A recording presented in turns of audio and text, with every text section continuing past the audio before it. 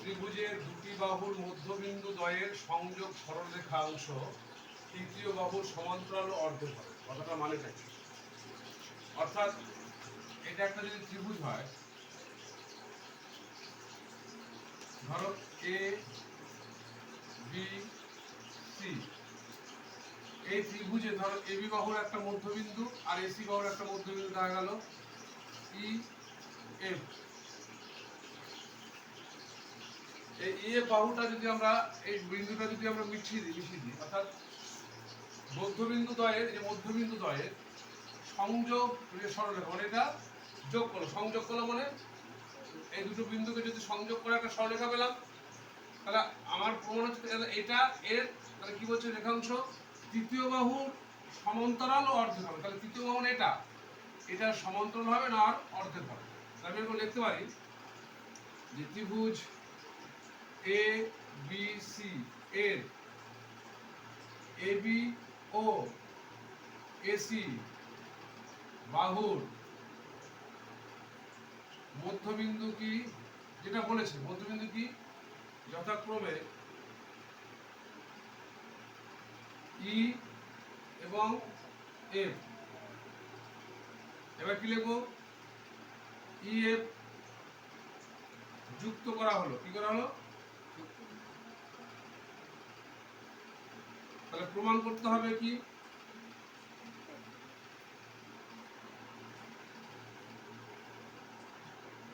এক নম্বর প্রমাণ হচ্ছে ইএফ সমান্তরাল মানে প্যারালাল, তাই তো, বিসি। আর দু নম্বর হচ্ছে ইএফ অর্ধেক, অর্ধেক মানে equal to half of B C. এই দুটো প্রমাণ করতে হবে। কি বললাম? এদিকে তাকাও, এবিসি, এটা এই যে একটা থেকে বুঝতে হবে কোন ত্রিভুজে দুটি বাহুর মধ্যবিন্দু, তাহলে এই ত্রিভুজ এবিসি এবি ও এসি বাহুর মধ্যবিন্দু দ্বয়ের সংযোগ সরলরেখাংশ, তাহলে এই যে যুক্ত করার পরে ইএফ যুক্ত করা হলো, তাহলে একটা রেখা পেলাম ইএফ। এ কি হবে? তৃতীয় বাহু অর্থাৎ বিসি এর সমান্তরাল হবে আর কি হবে? অর্ধেক হবে। এই দুটো হচ্ছে প্রমাণ, সমান্তরাল ও অর্ধেক। এবার একটা অঙ্কন করব। কি করব? অঙ্কন। অঙ্কন কি?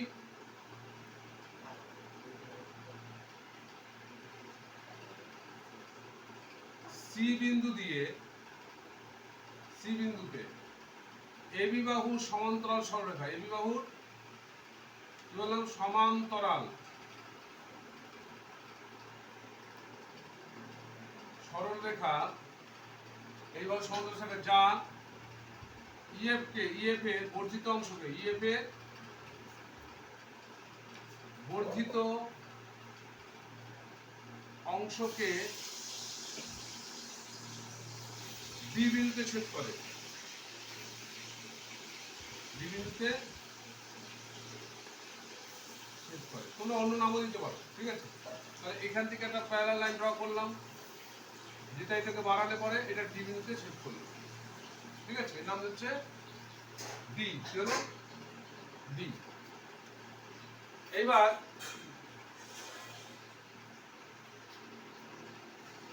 প্রমাণ, প্রমাণ কি করব? এই দুটো হচ্ছে ত্রিভুজ, অর্থাৎ ত্রিভুজ নাম দাও এ এফ ই এবং ত্রিভুজ এ এফ বি কত হলো? C F D. কি লিখবো? C F D. এটা ত্রিভুজের সিম্বল। হ্যাঁ, এই দুটো ত্রিভুজের মধ্যে কি কি সমান আছে বলো? এফ এর সঙ্গে এফ সি সমান, তাই না? এফ এর সঙ্গে এফ সি সমান। কি করে জানলা? কারণ আমরা জানি এটা মধ্যবিন্দু।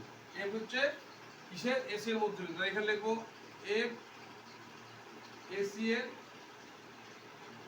মধ্যবিন্দু, তাই এটা সমান। আর কি করতে পারি?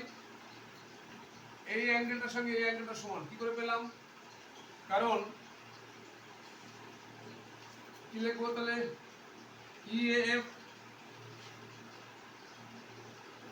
সমান সমান একান্তর, কি বলে? একান্তর কোণ। কি?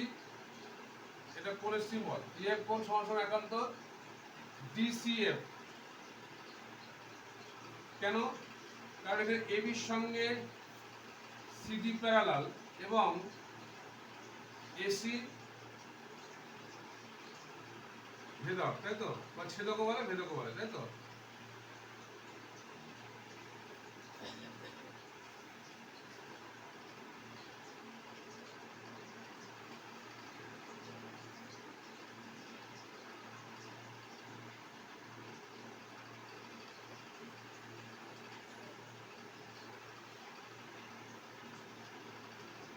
তাহলে এবার এটা যদি একান্তর কোণ হলো, তাহলে আর কি পেলাম? এই দেখো এটাকে পেলাম। এটাকে কি বলবো?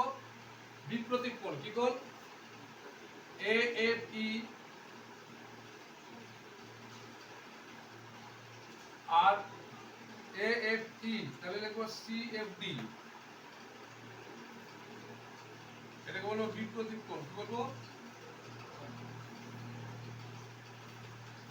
এবার তিনটে জিনিস পেয়ে গেলাম।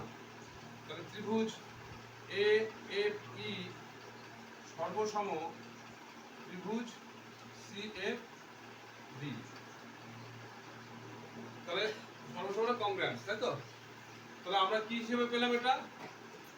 অ্যাঙ্গেল সাইড অ্যাঙ্গেল, মানে কোণ বাহু কোণ। কি পেলাম? কোণ বাহু কোণ।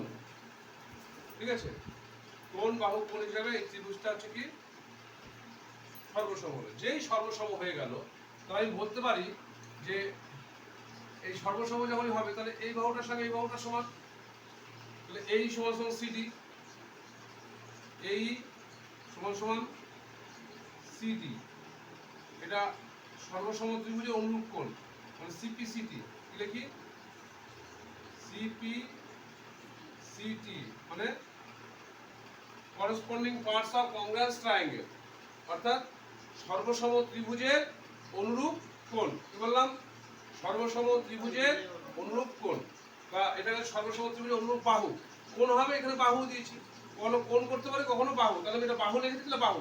বাহু কিন্তু দুটো নামে হয়, অর্থাৎ কোণ তিনটে বা একটা, কিন্তু বাহু কোণ কখনো দুটো নামে হয় না। যেমন এই কখনো কোণ হতে পারে না, এই কি হয়? বাহু হয়। বাহু লিখতে গেলে কিন্তু দুটো নাম লাগবে, মানে দুটো, এ বি সি ডি বা ডিই বা ই এফ, এরকম বাহু হয়। কিন্তু কখনো কোণ এ বি কোণ কখনো হয় না। এ বি সি হতে পারে, বা বি কোণ হতে পারে, বা কোণ সি হতে পারে। একটা নাম হতে পারবে না, তিনটে। একটা দিয়ে কোনো করবো, একটা দিয়ে বোঝাবো, নাহলে তিনটে দিয়ে বোঝাবো। দুটো দিয়ে কখনো কোণ বোঝানো যায় না। মনে রাখবো কথাটা কি বললাম? একমাত্র দুটো দিয়ে কি বোঝানো হয়? বাহু বোঝানো হয়। তাই আমি এই বাহুর সঙ্গে সিডি বাহুর সমান, এটা হচ্ছে কি না, আমার এই সর্বসম ত্রিভুজের হচ্ছে অনুরূপ বাহু। সর্বসম ত্রিভুজের অনুরূপ বাহু। এই পর্যন্ত সবাই বোঝা গেছে? ঠিক আছে।